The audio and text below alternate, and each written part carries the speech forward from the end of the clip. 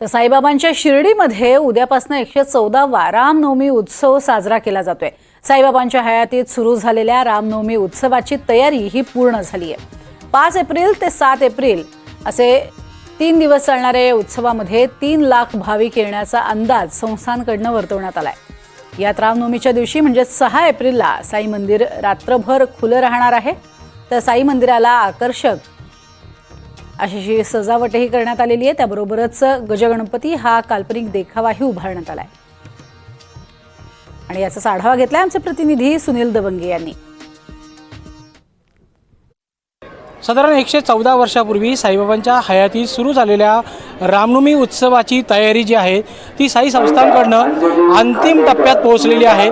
सध्या आपण साई मंदिर परिसराच्या प्रवेशद्वार क्रमांक 4च्या लगत आहोत। या ठिकाणी जे आहेत ते मुंबईचं द्वारकामाई मंडळ आहे यांच्या माध्यमातून गजगणपती हा काल्पनिक देखावा या ठिकाणी उभारण्यात आलेला आहे।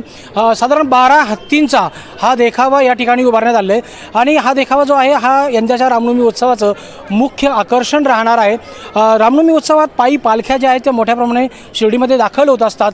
भाविक देखील मोठ्या प्रमाणात शिर्डीला येत असतात।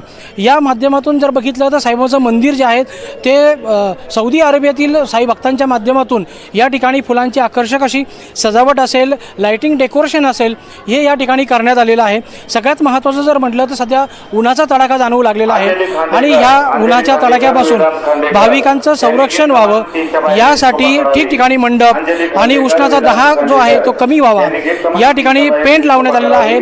भाविकांना चालण्यासाठी गालिचे जे आहेत ते ठिकठिकाणी टाकण्यात आलेले आहे। एकंदरीत जर बघितलं तर शिर्डीला येणारा जो भाविक आहे त्याची संपूर्ण काळजी असेल ती संस्थांच्या वतीनं घेण्यात येते। 5, 6 आणि 7 अशा 3 दिवसाचा हा रामनवमी उत्सव आहे। रामनवमी उत्सवाचा मुख्य दिवस म्हणजे 6 तारखेला 6 एप्रिलला साईबाबांचं समाधी मंदिर जे आहे ते भाविकांसाठी रात्रभर खुलं राहणार आहे। एकंदरीत जर बघितलं तयारी अंतिम टप्प्यात पोहोचलेली आहे। 3 लाख भाविक शिर्डीमध्ये रामनवमी उत्सवासाठी दाखल होतील असा अंदाज संस्थांकडून वर्तवला गेला आहे। 5 लाख जे दानशूर भक्त आहेत त्याचबरोबर जे 2 लाख भक्त मंडळ आहे यांना या उत्सवाचं निमंत्रण देण्यात आलेलं आहे। देशाभरातून पायी पालख्या शिर्डीमध्ये दाखल होण्यास सुरुवात झाली असून साईबाबा संस्थांच्या वतीनं जय्यत अशी तयारी या उत्सवाची करण्यात आलेली आहे। रामनवमी उत्सवाला भाविक देखील प्रभू रामचंद्र स्वरूप मानून साईबाबांचं दर्शन घेतात, हे या उत्सवाचं मुख्य आकर्षण ठरणार आहे। सुनील दवंगे, NDTV मराठी, शिर्डी, अहिल्यानगर। आणि तुर्तास एक छोटासा ब्रेक पाहत रहा NDTV मराठी।